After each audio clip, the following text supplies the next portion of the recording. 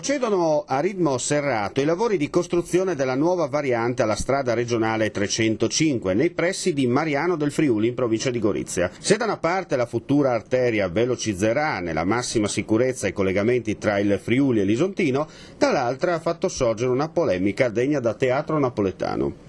Al centro del casus belli il ponte in costruzione sul torrente Versa, un'opera che serve senza dubbio per bypassare il corso d'acqua, ma il modo in cui è stato concepito ha fatto storcere il naso ai residenti della zona. Molti cittadini si chiedono dove sia finito il concetto di impatto ambientale, vista la sua forma.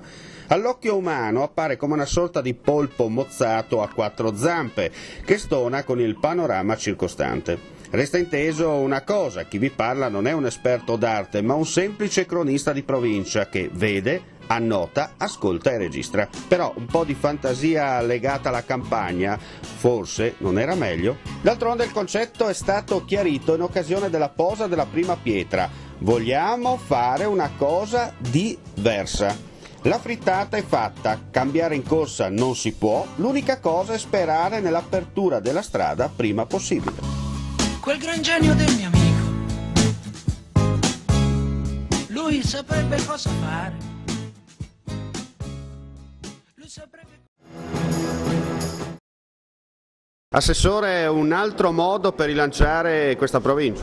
Ma senz'altro, questa è un'occasione che ci si è offerta, abbiamo concretizzato subito l'opportunità, la collaborazione col Comune di Gorizia e con la GIT è stata massima, quindi in 448 abbiamo trovato l'uovo di Colombo, cioè fare in modo che il turista balneare nelle giornate in cui Grado non offre il sole e la città, l'isola del sole non è al massimo del suo splendore, questo turista possa arricchire poi anche di contenuti culturali la sua presenza nel territorio. Presidente De Grassi, un altro tassello importante per far conoscere non solo Grado ma l'intera provincia di Gorizia. Sì, sicuramente questa è un'operazione di quella a basso costo ma a grande forza, secondo me, di coinvolgimento dei nostri ospiti. Si tratta di diffonderla perché è un vantaggio reale che viene dato a tutti gli ospiti di Grado e che va a integrare le risorse, le intelligenze e le offerte che l'intera provincia di Gorizia può dare. Assessore Ziberna, lei l'ha detto, un dogma importante per rilanciare l'intero territorio.